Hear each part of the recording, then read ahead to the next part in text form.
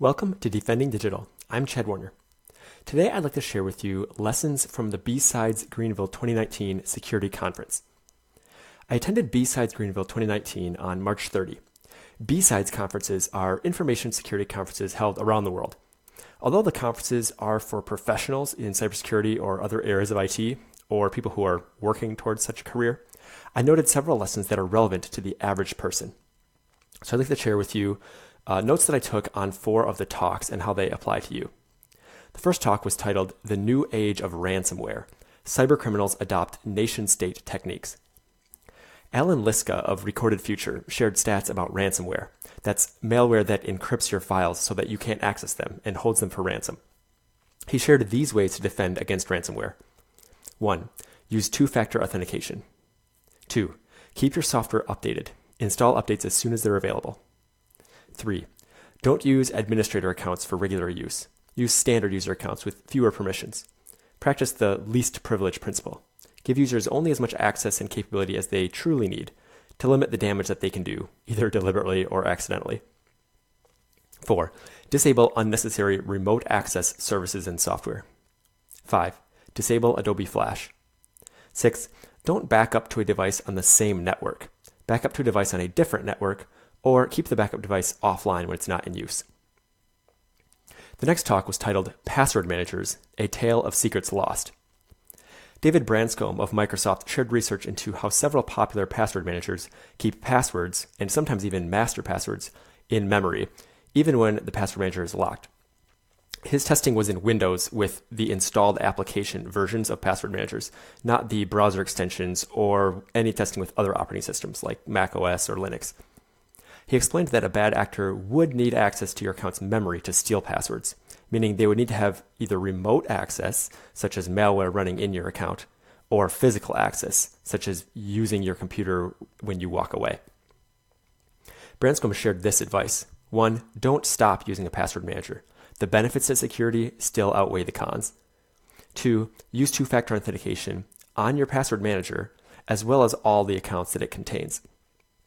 Now, I heard about similar research that was done by Independent Security Evaluators, ISE, back in February.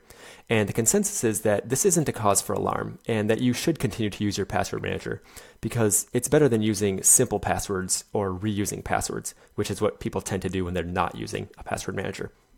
If someone has physical or remote access to your computer, you're in trouble no matter what. The attacker could use a keylogger to capture everything you type, or simply take control over your computer to do anything they want. In other words, this flaw or vulnerability really applies to any software, not only password managers. So I do have in the blog post that goes along with this episode links to several other articles that really dive into exactly what is going on here and whether you need to be concerned. But I did already give you the summary of it here. But if you want to dive deeper, you've got links in the notes that go along with this in that blog post. The next talk was titled The Sound of Evil. Wes Widner of CrowdStrike talked about the security challenges with voice assistants, things like Alexa, Siri, Google Assistant.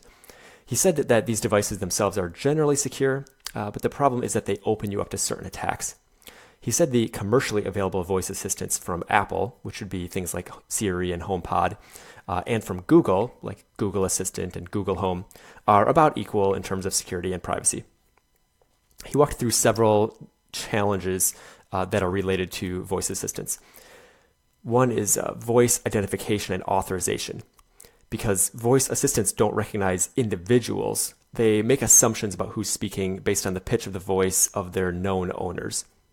Another is app identification and authorization, meaning that you don't know which apps a voice assistant is using behind the scenes to deliver you your information. Another is conveying sensitive information. Really, anyone within range of the voice assistant could hear and probably even ask for sensitive information that the voice assistant would be happy to deliver to them. And then privilege separation. Essentially, anyone who can speak to a voice assistant has administrative access to control it, and the assistant is going to obey. Widner showed the voice assistant that he built to have more control over the data being sent outside of the device. And then he also showed what he called a hat, which is basically a cover that he created for the voice assistant to prevent it from listening other than the times that he specifically enables it to listen. Now, his advice for the average voice assistant user: 1, be aware of the security challenges with voice assistants, basically all the stuff I just talked about. 2, if you have an Android device that has the unlock with voice match feature, turn that off, disable it. It's not secure enough. And 3, because children implicitly trust what voice assistants say, teach your kids to use their critical thinking and evaluate what voice assistants say and not to just blindly trust them. And then the final talk I'll share with you was titled Cybersecurity Kill Chain, Structural Analysis of Cyber Attacks and Defense. Brandon Martin of North State explored several cyber attacks, going through each step that allowed the attacker to gain greater control or do greater damage. He then explained how the attack could have been stopped or the damage decreased by defending at each step of the attack. It was a concrete demonstration of the power of defense in depth, the concept of using multiple security layers to increase your overall security. Though much of the advice was technical for cybersecurity pros to use in defending the companies they work for, there were several points that are valuable for average users to follow. 1, use two-factor authentication. 2, be careful what you reveal on social media, especially related to travel. Hackers monitor targets on social media and take advantage of situations that give them an edge. 3, keep software updated. Install updates as soon as they're available. 4, be cautious about email, especially links and attachments. Email is often the vehicle that allows an attacker inside access to an organization. 5, back up frequently. 6, don't give up trying to be secure because you can't achieve perfect security. Even when you can't stop an attack, incremental increases in security can reduce the damage caused by an attack, which is worthwhile. So what should you do? Although BSides Greenville 2019 was a conference for cybersecurity pros, there were lessons applicable to average users as well. 1, keep software updated. Install updates as soon as they're available.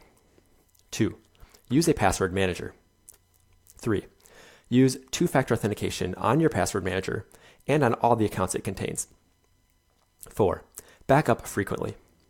5, don't back up to a device on the same network. Back up to a device on a different network, or keep the backup device offline when it's not in use.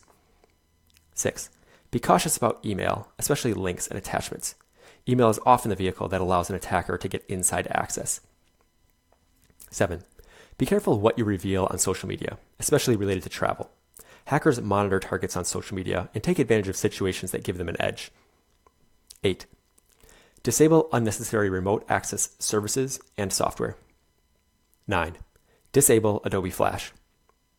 10, be aware of the security and privacy challenges with voice assistants, Alexa, Siri, Google Assistant, etc.